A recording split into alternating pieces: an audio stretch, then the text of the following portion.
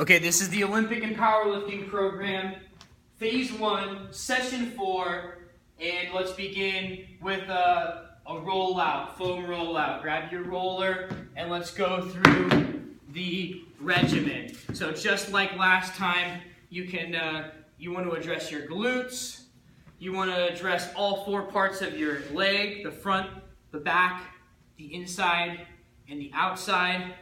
From top to bottom, you want to go to your calf, you want to get your shin, you can take your shoes off, and if you have a tennis ball or a lacrosse ball, rolling the arch of your foot is really effective. You can do that. Going onto your upper back, you can roll especially your mid to your upper back. I didn't show you before how to get your traps, which is a little bit challenging with this bar, but you can do it if you see how it's right on my the side of my neck here, right on my traps, and with all the overhead motions that you're going to be doing, your traps will be tender. So if you can contort your body in that way to get your traps, that will really help you out and speed up your recovery. Okay, now we'll go into a couple of stretches. Pretzel stretches first. This is where you cross one leg over the other, and then you pull your legs into your chest, and it's a really effective stretch for the glute of your crossed leg. Do both sides. The next one's going to be a pike stretch, where you're just going to press up here and try to tent up your hips. Try to keep your knees mostly straight. Try to drop your heels to the ground. Feel that stretch in the back of your leg, but also up top. Press your head through your arms, and you may also be getting a little bit of stretch in your lats, in your upper back. The next one's going to be a split lunge stretch, where I'm going to, for this one, I can just drop my knee down to the ground, and I can push my hips through, and I'm really going to get the stretch on my hip flexor, the hip flexor of the trailing leg. Make sure to do both sides on that one. Standing lat stretch is next. So on this one, I want to be next to the wall or a bar, and I'm going to just hold on to the wall and then sit my hips back and have my arms again going through my head. And this one will really isolate your upper back muscles. Kind of lean back into it, let it pull your shoulder open there a little bit. And then the last warm-up one for today is the kneeling calf stretch. So you can take a kneel down and extend one leg out, plant the ball of the foot down, and then drive the heel back, get a light stretch on your calf. All right, we're ready to lift. So let's start with some barbell or dumbbell step-ups. And you can even do it with no weight first. Find the appropriate height for you. If you struggle with this at all, then start lower. But the ultimate would be I could probably bring my bench up a little higher than I have it, because I would want it to be, well, the highest I would want it to be is where my knee is a little bit above the crease of my hip. I don't really need to go much higher than that. But mind the technique here. Okay, so when I step my foot on the box, I want to make sure that my heel is down, and then right before I'm about to lift my back leg, the down leg, here's what I want as far as my angles. Shoulders over knees, over heels.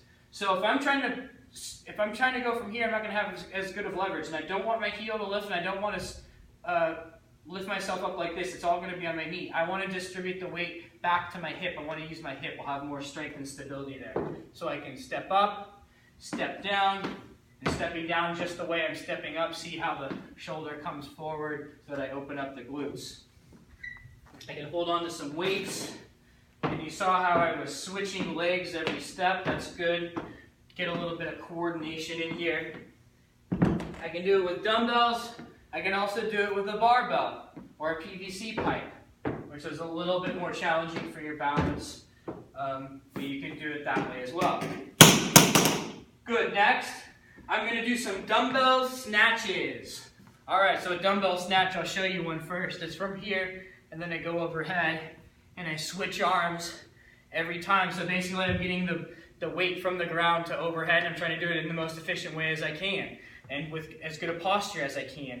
So let's mind the posture. For this one, I'm going to take a stance that's wider than my shoulders, and the weight's going to be directly underneath me. Then I'm going to come down to here, and I got to drop pretty low. In order to keep my posture, I have to bend my knees and my hips pretty low here. Have your heels down. I don't want to be rotated over toward the weight. I want to be square as I'm pulling. And then I'm going to just extend the knees and hips. I'll pull the weight up. I get this see the full extension of the hip, which will get momentum on the weight, and then I finish it through all the way into an overhead position. Ease it down, keep your posture in between every repetition, and those are your dumbbell snatches. Snatch deadlift is next. So I'll bring the bar out, and I'm going to take on this one I'm going to take a snatch grip on the bar, so it's going to be wider, significantly wider than my conventional deadlift grip. So generally speaking, you're going to want to go double shoulder width. You can go a little bit wider and go a little bit narrower, but somewhere around in that range. And then from there, your posture is going to be just the same as it was for those dumbbell snatches.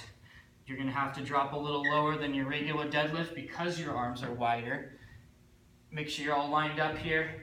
Eyes are forward, hips are back, hamstrings feel like they're loaded, shoulders are pulled back, abdominals are braced, and then keep the weight close to your body as you raise up. You can see through this part, while the bar is traveling from my shin to my knee, my torso angle stays the same. And then once I come past the knee, then I sweep the bar up into my hip as I'm extending my hips through. And on this part of the exercise, what I need to do is send the hips back while flexing to keep the weight on my hip. Then I start to bend, the bar starts to travel down my leg, and then once I get past the knees, until I get past the knees, they need to stay back. Don't let them come forward, keep them back, and then the knees can bend a little bit more once the bar gets past them, okay? And set the bar down every time, reset in between each of your repetitions. Great. Next you can do some narrow push-ups, So you can do this a number of ways.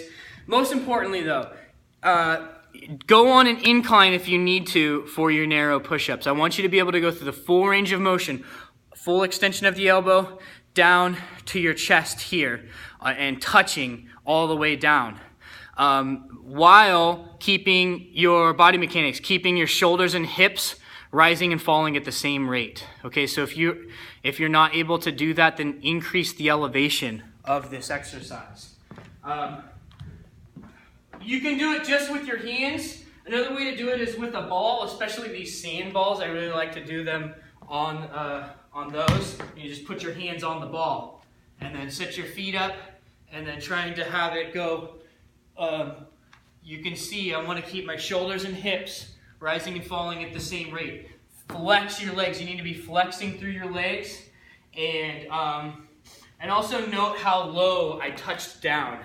So if I'm coming here, this is too high. See how I have to shrug my shoulders if I'm coming down to here? But if I come down to here, I can keep my shoulders back. And I really want to keep the shoulder blades retracted through the motion here. So even when I'm extended, I'm not detracted, I'm retracted. Really important. Okay, and then you can just, you can bring if you can't quite keep your posture at that level, that's perfectly okay. Just bring it up onto a bench like this and try them from here. And I can bring the bench as high as I need to. But if you want to progress, you need to be keeping your posture and add from there. Add on to good posture. Great. Next, you're going to do some ab rollouts. I have one of these ab wheels. You can use this, and the basic motion here. It's actually very similar as far as what I want to do with my hips and shoulders. I want my hips and shoulders to rise and fall at the same rate. Ultimately, if I can on this one, I'll have my hips and my shoulders won't really touch, but my hips will touch down on the ground if I can. Now this is, if you can do that, that's really good. That's really good strength of your abdominals. And you can see I came overhead. And once I get to the full overhead position, I'm going to be pulling down with my arms, as well as the whole time I have to be bracing my abdominals. Now, one way I can do this to start is I can set myself up so I'm pretty close to a wall. So let's say I set myself up so that the wall is right here. So I'll go to here, the wall will stop me, and then I'll come back. And if I can do that, then I scoot my knees back a little bit, and then it'll make me go a little bit further. And that's the way that you can progress on this. Now you don't want to, if you're going to the point where you start to arch your back and you lose the neutral spine, that's a little bit too far. Don't go beyond that point, all right? Let's progress with good posture again on that exercise.